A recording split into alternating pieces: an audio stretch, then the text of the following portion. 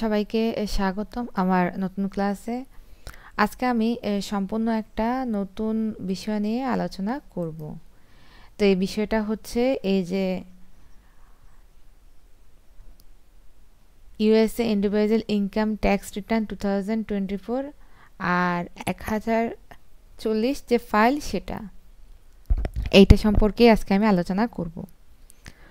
এখন তো সবাই জানেন আপনারা যে ট্যাক্স ফাইলিংয়ের একটা ব্যাপার সবসময় থেকেই যায়। তা ইউএসের ট্যাক্স এটা চেঞ্জ হওয়ার সাথে সাথে এটা ট্যাক্স ফাইলিংয়েরও কিছু নতুন শর্ত এসেছে। আর আচ্ছা, প্রথমে আমরা জেনে নিই যে ইউএসএ ট্যাক্স এই যে ফাইল এই জিনিসটা কি।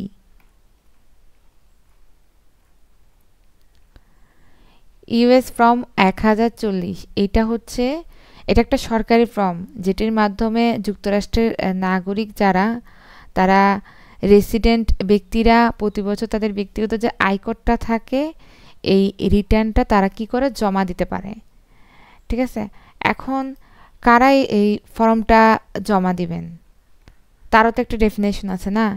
এইখানে আপনি দেখেন এইখানে কতগুলো ঘর দিছে, সিঙ্গেল, তারপর হচ্ছে married, filing jointly even if only one had income, তারপর ম্যারিড ফিলিং সেপারেটলি, তারপর হচ্ছে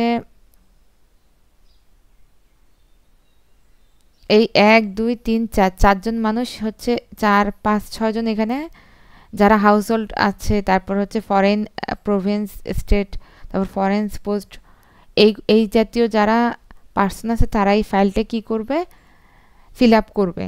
কেননা ট্যাক্স তো সেটা প্রত্যেকের থেকেই দিতে হবে, সে সিঙ্গেল থাকুক, ম্যারিড থাকুক, আনম্যারিড থাকুক, ফরেনার থাকুক, প্রত্যেকের থেকেই এটা দিতে হবে। আচ্ছা,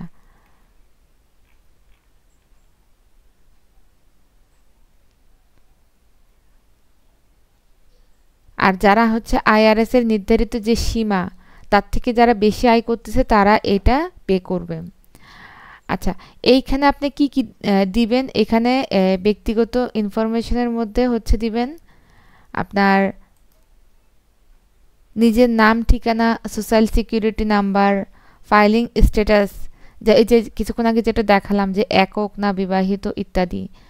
তারপর হচ্ছে যে আয়ের বিবরণ, আপনি কি নিজে আয় করেছেন না অন্য কারো উপর ডিপেন্ডেন্ট, না কোনো ইনকামই করেন না, এই জাতীয় যা আছে সব আপনি এখানে, সেলফ এমপ্লয়েড থাকলে সেলফ এমপ্লয়েড, তারপর আপনার আয়ের যে সুদ বা লভ্যাংশ সেইটা এখানে কি করবেন, দেখাবেন কত পার্সেন্ট আপনি সুদ পেয়েছেন, কত পার্সেন্ট পাননি, এই সবগুলো বিষয়গুলি এখানে অ্যাড করবেন। এরপর হচ্ছে ডিডাকশন বা অ্যাডজাস্টমেন্ট, যেটা স্ট্যান্ডার্ড আইটেম যেটা থাকে সেটা ডিডাকশন করবেন, অথবা শিক্ষা ঋণ যেগুলো থাকে ওই জাতীয় সুদ, তারপর রিকোয়ারমেন্ট কন্ট্রিবিউশন ইত্যাদি সবগুলো এখানে অ্যাড করবেন। তারপর ট্যাক্স ক্রেডিট, কর পরিশোধ যেটুকু করছেন সেটা দেখাবেন। এটা সাধারণত প্রতি বছরে আপনি এই ফাইলটা 15 এপ্রিলের মধ্যে ইউএসএ টাইম জোন অনুযায়ী জমা দিতে হয়। ঠিক আছে, এটা সাধারণত অনলাইনে যে ইলেকট্রিক ফাইলিং প্রসেস আছে সেখানে ডাকযোগে তো এখন খুব কম হয়, অনলাইনে সাধারণত বেশি জমা দিতে হয়। আচ্ছা, এই যে ফাইলিংটা করা হচ্ছে এটার মূল উদ্দেশ্যটা কি জানেন? এইটার মূল উদ্দেশ্যই হচ্ছে আপনি বছরে কত টাকা আয় করেছেন তা হলো এই রিপোর্ট, আপনি কত কর দিচ্ছেন বা ট্যাক্স দিচ্ছেন বা দিতে হবে তা হিসাব করা, আপনি কত রিফান্ড পাবেন কি না তা নির্ধারণ করা, আবার আপনার যদি কোনো প্রয়োজন হয় অতিরিক্ত কর পরিশোধ করার তার জন্য। তো এই হচ্ছে যে ওয়াই টু ফর্ম, যেটা আমরা 1040 ফর্ম, এটার মাধ্যমে আমরা হচ্ছে কি করি, আমাদের যে ট্যাক্সটা সেটা হচ্ছে ফাইলিং করতে হয়। আচ্ছা, সবচেয়ে গুরুত্বপূর্ণ কোশ্চেন হচ্ছে এই ফাইলটা কারা করবে।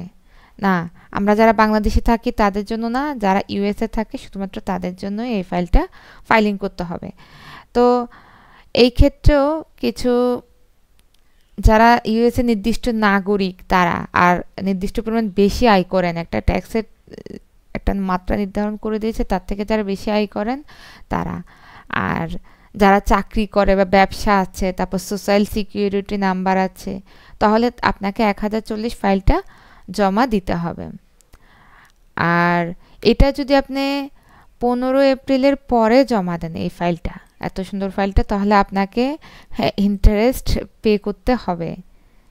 ঠিক আছে, এটা নতুন ইন্টারেস্ট যেটা সেটা যোগ হবে সুদটা, আপনাকে ওইটাই পে করতে হবে।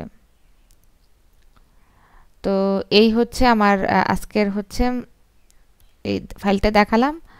ঠিক আছে, এরপর নেক্সট এই ফাইলে কিভাবে ট্যাক্স ফাইলিং করতে হয় সেই বিষয়গুলি নিয়ে আমি আরও বিস্তারিত ডিটেলস আলোচনা করব। তাহলে আজকের আলোচনা এতটুকু পর্যন্ত।